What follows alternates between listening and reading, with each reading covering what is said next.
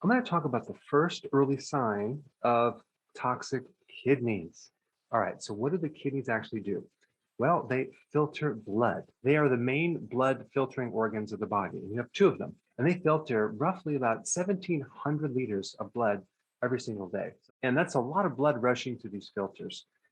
The kidneys remove waste, and a big part of this waste is the protein waste. Your body doesn't store protein. And so if you're consuming excess protein that your body doesn't need, it's going to be released to the kidneys as waste.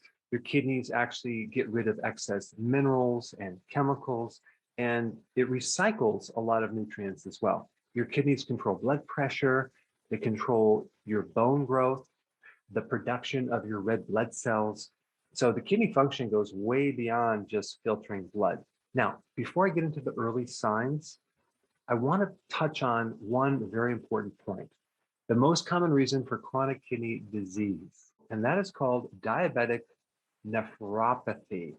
Now, what do I mean nephropathy? Nephropathy is a disease of your nephrons. And so the kidney is basically made up of tiny little filters, and those are nephrons. So a nephron is basically a little filter composed of tiny little capillaries. And so you have all this blood running through these kidneys to the little nephrons to the point where now we're converting blood into urine. And so the common cause of this destruction is high sugar flowing through your blood. Sugar is very destructive to the capillaries, the blood flow that supplies the nervous system to the brain and also your fingers and your toes and pretty much all the nerves. So if we did a deep dive and looked through a very sophisticated microscope of what's happening, this sugar is caramelizing the tiny fibers of the blood vessels, and we're getting destruction of those blood vessels. And so we're going to get leaking of blood. So if we look at the kidney as kind of this vascular blood vessel organ, the high levels of sugar create a leaking effect on the kidneys. So you're going to be leaking things like protein. And so too much protein in the urine is an indicator of kidney disease. But what happens when you lose protein, you're going to be deficient of protein in your urine. And then you start disrupting the normal fluids in the blood and you get edema. So when the protein in the blood goes down, you start getting fluid that leaks out into the tissues, okay, as edema. So the number one early sign of kidney damage is decreased urine output because you're leaking fluid in other places inside your body, in your ankles, in your legs, in your feet, around the eyes, around the hands. So instead of eliminating the urine, it's kind of backing up into the tissues. And so when you urinate, you're not going to see a large output of urine. So that's the number one symptom. But number two, you're going to see frequent urination. Now, frequent urination doesn't necessarily mean large amount of urine coming out when you urinate. It just means that you're urinating frequently, smaller amounts, on top of a lot of retention of fluid throughout the body. So instead of that fluid coming out of you, it's kind of backing up underneath the eyes, on top of the eyes, in the ankles. When you press your finger into the ankle, you'll leave that little dent. It's called pitting edema. Now, some of you are saying, well, isn't that the symptom of liver disease? Well, just think about this. Well, anytime you have a kidney problem, you're also going to have a liver problem. So there's no way you're going to have a very sick liver and a very, very healthy kidney. Both the kidney and the liver work very closely together. And so a lot of the symptoms can cross over. So number one, decreased urine output. Number two, urinary frequency. Number three, ammonia smelling urine, body odor, and breath.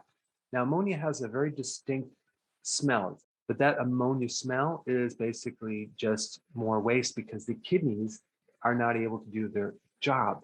When the kidney loses its function in chronic kidney disease, you're losing up to 50% of those little filters called nephrons. So just think about what happens to the toxicity in your body. And so sometimes people think, wow, I'm deficient in protein in my blood. Maybe I need to eat more protein. Well, that never helps. All that's going to do is going to turn into more waste and create more stress on the kidneys. Number four, your urine is foamy. That is an excessive byproduct of protein. It can also occur when you're exercising intensely as well. But if you have foaming urine and you didn't just exercise and you didn't just eat a lot of protein, then potentially it could be the kidney. All right, number 5, you're cold all the time, okay? Now, one of the functions of the kidney is to help create red blood cells. And if you're not able to create red blood cells, you become anemic and you're cold all the time. Number 6, itchy skin. Your skin can also be dry as well as itchy. So those 2 symptoms are indicators that there could be a kidney problem. And number 7, which occurs with so many issues, you're just going to be tired. All right, so now that you know the number 1 sign of early kidney damage, as well as some of the other signs as well, what can you do about it? Now, this amazes me when I've seen patients come in with chronic kidney disease, okay? They're going to the doctor. Some of them are on kidney dialysis, okay? And they are given no instruction on what to eat, what diet they should be on. They're given no instruction to eliminate the massive amount of carbohydrates that they're consuming. I know, it's wild. So, of course, number 1, the most important thing, especially if you're diabetic, is to cut down the carbs, okay? Just cut them way down as low as possible and get your carbs from vegetables, okay? Not from grains, because if you look at chronic kidney disease, one of the recommendations would be, like whole grains, cut back your red meat, cut back your salt. Why would anyone want to add grains? What benefits do grains have on the kidneys? Zero benefits. And number 2, you need to give up alcohol completely. If you look up chronic kidney disease, they'll say reduce your alcohol. No, you want to eliminate it. Why? Because you're already in a very fragile state and the kidney is damaged. And just a little bit of alcohol is just going to push you further into the mud. You're really not at a place where you can afford to have even just a little bit. Your diet has to be very, very clean if you want to recover. And the third point I want to bring up is the amount of protein. You don't want to start doing no protein. You just want to do a moderate amount of protein, okay? And a high quality protein like eggs or fish or grass-fed, meats, things like that, as compared to protein powders or some protein shake with soy protein isolates. You don't want to do that. And like I said, get your carbs from your vegetables. Have a lot of vegetables, moderate protein.